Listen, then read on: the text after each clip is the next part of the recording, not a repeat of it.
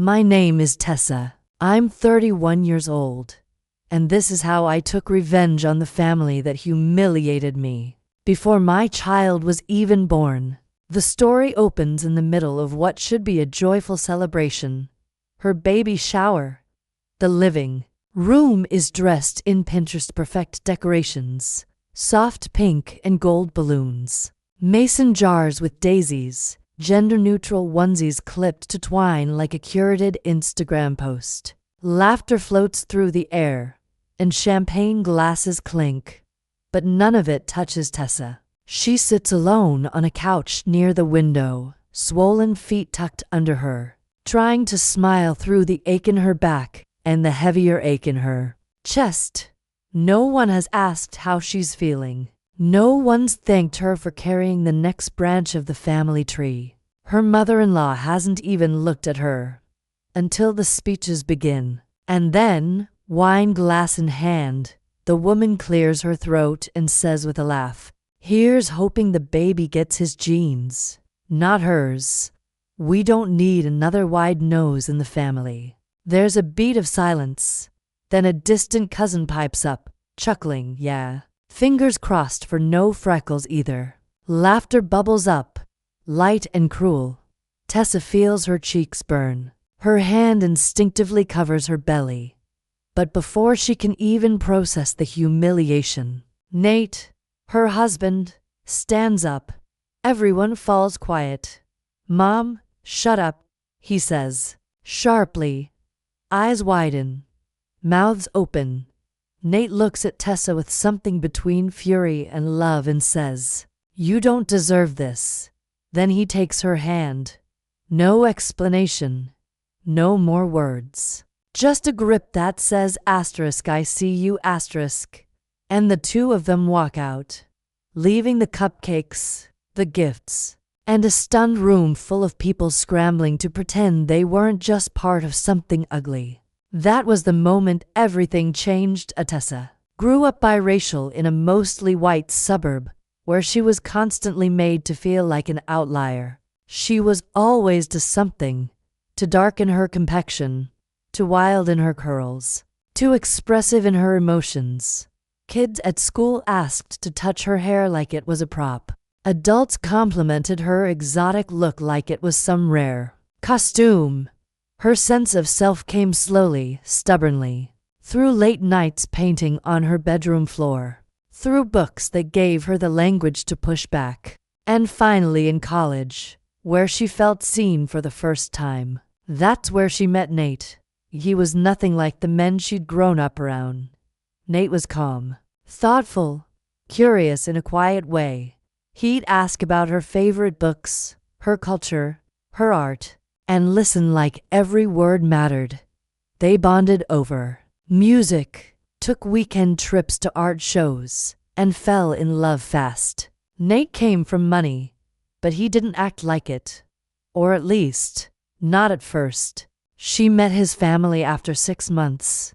They were the polished kind, elegant, well-spoken, and ice cold behind every smile. His mother greeted her with a too tight grin. Her father with a limp handshake. The questions began immediately, wrapped in lace and vinegar. "Where did you say your mother's from again?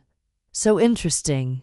Your features are very strong. Is that hair natural?" Tessa felt like she was being dissected, but Nate always stood beside her, saying the right things. "At first, don't mind them, Tess. That's just how they are. They don't mean it like that." But over time, the defense softened. The excuses came quicker. The silences got heavier. Tessa learned to smile through the discomfort, to nod when they questioned her job, her family, her food. When she got pregnant, she told herself this would change things. A grandchild, a bridge, a new beginning. She imagined the baby softening the edges of Nate's parents, giving them a reason to embrace her, to embrace difference. But instead, their smiles turned stiffer, and the backhanded comments sharper. They made subtle jokes about skin tone, about strong genes, about praying for the baby to look like his father. Tessa started shrinking, and Nate, he said less and less, until the baby shower, when everything boiled over, and the fracture could no longer be ignored. After the baby shower disaster, the apology never comes. Not really. Instead, Nate's parents launch into full damage control, not to take responsibility, but to shift blame. Tessa gets texts riddled with backhanded guilt. "You've always been a little sensitive. We were joking. You need to relax. Pregnancy hormones make everything a bigger deal." But what hurts more than the messages themselves is how Nate responds. He doesn't defend her. He just deletes them quietly, like pretending they never happened makes them disappear. He starts pulling away, inch by inch. He's still kind, still present in the practical ways. He rubs her back, helps with groceries, assembles the crib. But emotionally, he's gone. His voice is careful now, his affection laced with tension. Tessa can feel it in the space between them at night, in the way he watches her with wary eyes, like she might explode at any moment. One night, while brushing her teeth, she hears him talking to his sister on the phone in the other room. She wasn't trying to eavesdrop, but the words echo through the thin apartment walls and into her chest. "I just wish she wouldn't make everything a race thing." It lands like a punch, a slow, sinking one, because it means this wasn't just about his parents. It's about him. He doesn't get it. Maybe he never did. All those times he said they don't mean it like that. He wasn't defending her. He was deflecting, protecting the comfort of his upbringing over the dignity of the woman he claimed to love. She doesn't confront him right away. She waits, hoping he'll say something, anything, that shows he sees her. But a week later, he brings it up casually over dinner. "I was thinking, maybe we have a second baby celebration. Just my family, to smooth things over." Tessa stares at him, spoon frozen midair. That's the moment the switch flips inside her. She realizes she's been shrinking to keep a seat at a table that never made room for her to begin with. She's been hoping, begging, managing his discomfort at the expense of her own dignity. And now, she's done. Not just with his parents, with the whole damn illusion. "I was protecting the wrong people," she thinks as she lies awake that night, her hand on her belly. "This isn't just about the baby anymore. It's about me. And what I will no longer tolerate." Tessa doesn't scream. She doesn't slam doors. She doesn't make threats. Instead, she moves into silent self-defense mode, the kind of quiet that comes not from fear, but clarity. She starts seeing a therapist again, someone who helps her unravel the weight she's been carrying for years. Together, they talk through the subtle wounds, the polite racism, the passive-aggressive remarks, the way she's been expected to be grateful just to be included. She journals every microaggression, every time she bit her tongue to keep the peace. She starts a list titled "What I want for my child", and under it writes "freedom, dignity, roots, pride". Meanwhile, Nate continues playing his role, doting husband on Instagram, sweet bump pics with curated captions like "Can't wait to meet our little miracle". Online, he's a father in love. But behind closed doors, he's distant, avoidant, gaslighting. "It wasn't that bad", he says when she brings up the baby shower. "You're too sensitive. They didn't mean it like that". Tessa hears the echo of every time she's been told to relax, calm down, stop being dramatic. And now it's coming from the man who promised to protect her. Then, While organizing paperwork for maternity leave, she stumbles across something. A banking document Nate left open on the laptop. It shows a joint savings account with his parents, not just old, active, still funded. She scrolls further.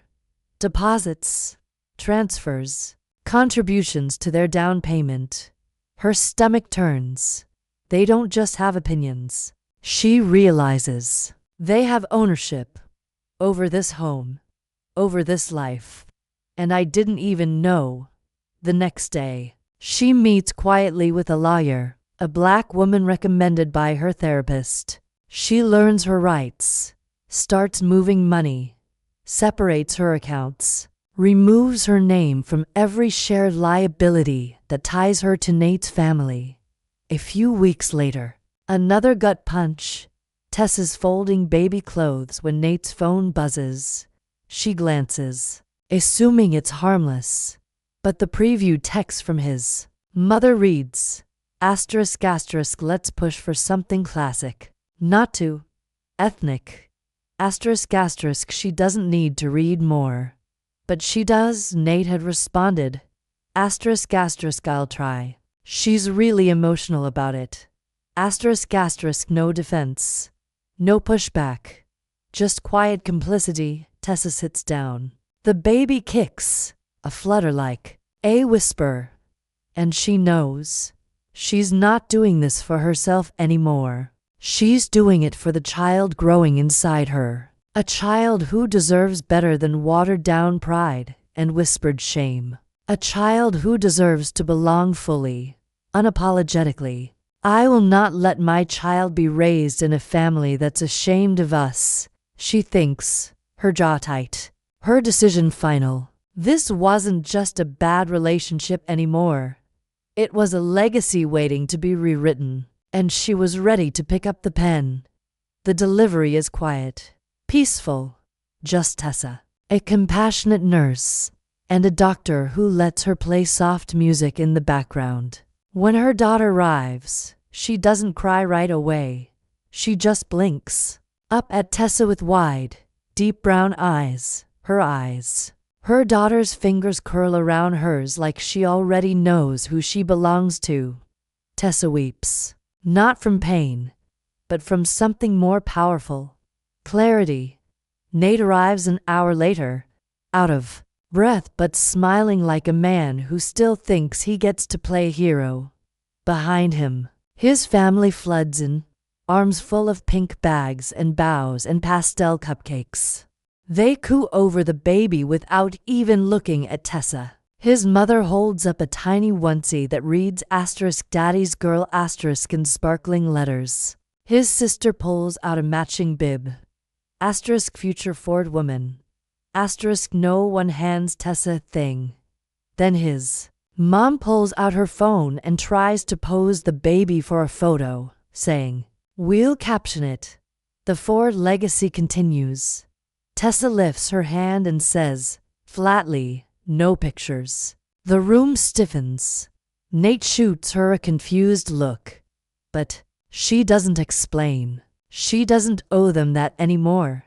3 days later, they return home. A quiet walk through the front door that no longer feels like hers.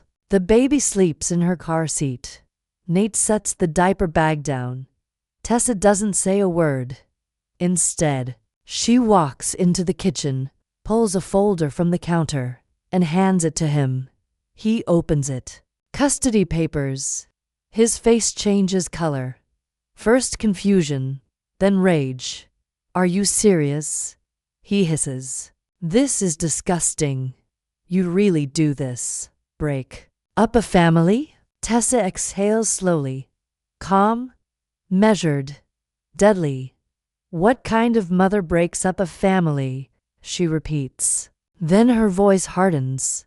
The kind of mother who refuses to raise her daughter in a family that hates her face. She lays out everything. The screenshots of his mother's texts about the baby's name, the joint account statements, the quiet alliances Nate kept with the people who humiliated her. She doesn't yell. She doesn't cry. She just tells the truth. Nate tries to deny it, stumbles over excuses. It wasn't like that. But Tessa cuts him off. You can be a father, she says, but not on your terms, and definitely not on theirs. That night, she rocks her daughter to sleep and whispers, "You will never question if you're enough. Not for me. Not ever." The next morning, she posts a photo, her daughter, wrapped in a handmade quilt from Tessa's aunt. No filters. No glamour. Just a mother holding her child like she's holding the future. The onesie says, ***, made in love. Raised in truth. ***, the post goes viral. Thousands of comments. Women sharing their stories. Messages from strangers. Thank you for saying what we couldn't. You gave me courage. Tessa doesn't post again for weeks. She doesn't need to. Her daughter is here, and now, so is her power. Nate moves out within the month. No drawn-out fights, no grand gestures, just silence, boxes, and a single key left on the counter. His parents don't call, don't visit. Tessa doesn't chase them. For the first time in what feels like years, the house is hers. No performance, no passive-aggressive comments. No editing herself to fit into a version of womanhood that was never made for her. She starts a blog. *brown baby beautiful*. Late one night while her daughter naps on her chest. It begins as a quiet place to write down the stories she never saw growing up. How to raise a child who sees her skin as a gift, not a burden. How to protect her without making her afraid. How to help her be soft in a world that might try to harden her. The posts catch on. Mothers comment. Fathers share. Mixed-race parents write in from all over the country with stories of side-eyes at grocery stores, of family members who meant well, of learning to reclaim culture, confidence, and community. Brands reach out. Podcasts invite her on. She's not just building a following, she's building a movement. Her daughter grows, bold, curious, wild with laughter. She loves her curls, her deep skin tone, her books with characters who look like her. She points at the mirror and says, "Pretty," without hesitation. Tessa documents it all, not for likes, but for legacy. One day, her daughter will scroll through those words and know, my mother fought for me to feel this way. Sometimes, Nate calls. The tone is different now, softer, almost reverent. He asks about school, about milestones. He apologizes in half-formed ways. Tessa doesn't shut him out, but she doesn't make it easy either. You don't get access to me, she tells him once. Firmly but not cruelly. You get access to her, if you earn it. And that's what she's learned most. Strength isn't always about fighting loud. Sometimes it's just about choosing peace and protecting it with your life. Tessa sits on a park bench, coffee in hand, watching her daughter dart across the playground. Curls wild, laugh unfiltered, shoes half untied like always. The sun's dipping low, casting gold across everything. A new mom, clearly exhausted but trying, settles next to her and glances over. Is it hard, doing it alone? She asks quietly, the kind of question heavy with unsaid things. Tessa doesn't hesitate. Harder to stay where I wasn't wanted. The woman nods slowly. They sit in a soft silence. Then Tessa's phone buzzes. Another invite to speak on a parenting panel. She's been getting a lot of those lately. At first, they made her nervous. Now, they remind her she's living on her own terms, raising her daughter on a foundation made of truth, not silence. She glances up. Her daughter is kneeling in the sand, sculpting a crooked little castle, humming the same tune she sings when she's brushing her teeth. Her skin glows in the sun, deep, rich, undeniable. Tessa leans forward slightly, her voice just above a whisper. They hoped she wouldn't look like me, she says. She does. And I'm so proud. She picks up her phone and pockets it, without replying to the buzz just yet. She wants to stay in this moment. Warm, simple, complete. Asterisk asterisk final line. Asterisk asterisk asterisk they wanted her to inherit their shame. I gave her my strength instead. Asterisk.